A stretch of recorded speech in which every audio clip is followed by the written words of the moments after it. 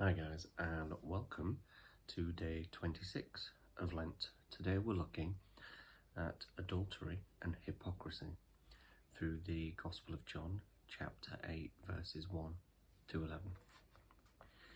Jesus went to the Mountain of Olives. In the morning he went back to the temple. All the people came to him and he sat down and taught them. The scribes and Pharisees brought a woman who had been caught out in adultery. They stood her out in the middle. "Teacher," they said to him, "this woman was caught in the very act of adultery. In the law, Moses commanded us to stone people like this. What do you say?" They said this to test him so that they could frame a charge against him. Jesus squatted down and wrote with his finger on the ground. When they went on pressing the question, he got up and said to them, "Whichever of you is without sin should throw the first stone at her." And once again he squatted down and wrote on the ground. When they heard that, they went off one by one, beginning with the oldest. Jesus was left alone, with the woman still standing there. And Jesus looked up. "Where are they, woman?" he asked. "Hasn't anybody condemned you?" "Nobody, sir," she replied. "Well then," said Jesus, "I don't condemn you either. Off you go, and from now on, don't sin again." Two women were brought before the young king. They were prostitutes and shared a house. Both had given birth, but the son of one of them had died. Now both were claiming the living son as their own. How could anyone tell, in the days before DNA testing, which one was speaking the truth? The king gave his judgment. "Bring a sword," he said, "and cut the boy in two. Each woman can have half of him." The instant reaction of the two women told him the truth. One of them agreed with the verdict. The other one begged that the boy should live, even if her rival was allowed to keep him. No question which was the true mother. The king was, of course, Solomon. The story is told in Kings chapter 3, verses 16 to 28. It was the kind of thing that got him a reputation for possessing remarkable wisdom. And this is the kind of story that the people in the first century would think of when they heard this story about Jesus.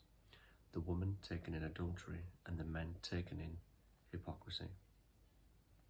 In the previous chapter, John 7, Jesus had been teaching in the temple during the festival of tabernacles, and the crowds and authorities were getting increasingly interested in asking who he was and what he was about.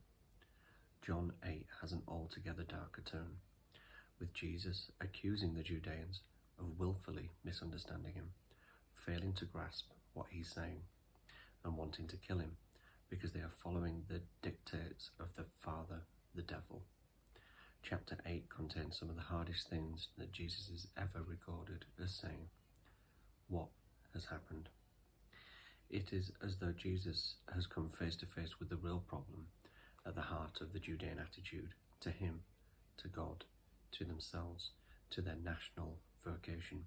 Something has caught Jesus' attention and has made him realize just how steeped in their own patterns of thinking his Judean contemporaries have been, and how devastatingly unlike God's patterns of thinking they are. The chapter begins with people wanting to stone a woman to death. It ends with them wanting to stone Jesus. Perhaps that too is trying to tell us something. The story is a classic example of Jesus' own wisdom, the sort of wisdom that kings were expected to display. Remember that the underlying question of this whole part of John's Gospel is whether or not Jesus is the Messiah, the true king. The story turns on the trap that the scribes and Pharisees had set for Jesus. They suspected that he would want to tell the woman with her sins that her sins had been forgiven, but that would mean he was teaching people to ignore something in the law of Moses. Already we can sense the temperature of the situation rising, and with it, Jesus' anger. They are using the woman, however guilty she might be of serious sin, simply as a tool in their attack on him. And in doing so, they are enjoying their sense of moral superiority over her, as well as their sense of having put Jesus in a corner that he can't easily escape from. Nobody knows, of course, what Jesus was writing on the ground. In the ancient world, teachers often used to write or draw in the dust. That's how some of the great geometry teachers would explain things in the days before PCs and iPads. We can guess, if we like. Maybe he was writing lists of other sins, including hypocrisy.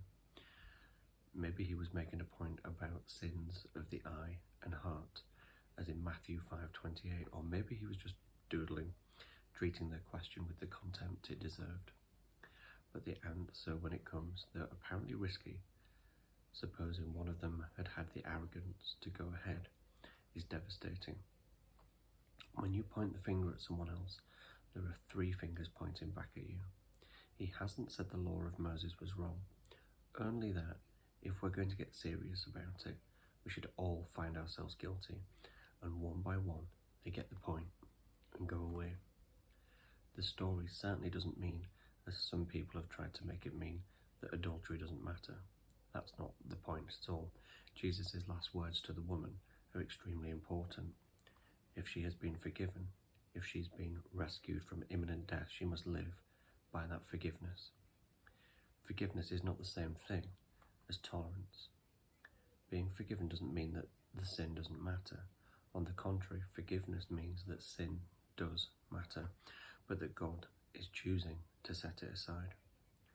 And the sin that matters even more, as the rest of the chapter makes clear, is the deep-rooted sin which uses the God-given law as a means of making oneself out to be righteous, when in fact it is meant to shine the light of God's judgment into the dark places of the heart.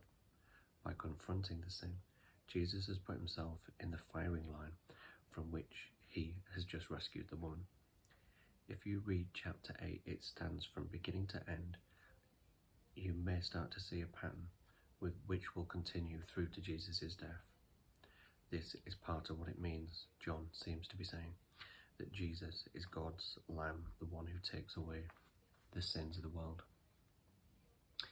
So reflection. How does Jesus' response to the scribes and Pharisees in this passage challenge their self-righteousness and expose their hypocrisy?